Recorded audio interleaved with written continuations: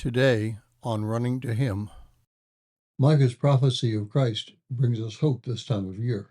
Today we will read Micah and concentrate on Micah chapter 5, 2 through 5.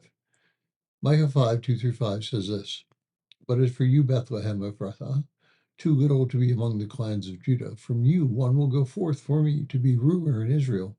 His goings forth are from long ago, from days of eternity, and therefore he will give them up until the time when she who is in labor has borne a child. Then the remainder of his brethren will return to the sons of Israel, and he will arise and shepherd his flock in the strength of the Lord, in the majesty of the name of the Lord his God. And they will remain, because at that time he will be great to the ends of the earth. This is the one who will be our peace. When the Assyrian invades our land, when he tramples on the citadels, then we will raise against him 7 shepherds and 8 leaders of men." Now, Matthew, Luke, and John mention that Christ was born in Bethlehem, fulfilling Micah's prophecy. Yet Bethlehem was a small village, not even mentioned in Joshua 15 or Nehemiah 11, where they listed the names of the towns. God had to move mountains, as it were, to bring Mary and Joseph to where Jesus was born. And I want to think about that for a few moments today. How did God move history so Christ would be born in the place that he was, at the time that he was, to the parents he had, under the king and Roman nation that had conquered the land? Suppose we go back to Abraham, moving from Ur of the Chaldees to a foreign land that God gave him. The miracle that happened when Isaac was born to Sarah. The faith Abraham exhibited when he was willing to obey God and sacrifice Isaac. Isaac took a wife from Abraham's land and they bore twins. Jacob took 2 wives by his being deceived, and yet they bore 12 children through that deception. Joseph was sent to Egypt as a slave and rose to the highest rank in all the land.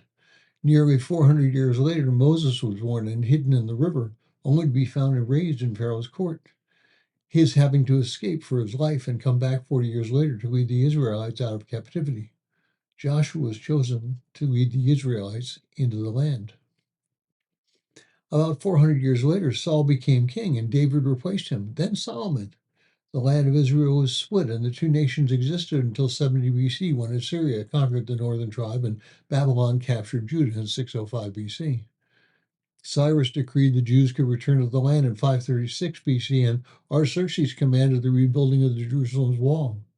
Alexander the Great conquered the land in 332 BC and spared the temple because he was shown the prophecy of Daniel 7. John Hyrcanus rebelled in 134 BC and ruled Judea until 104 BC.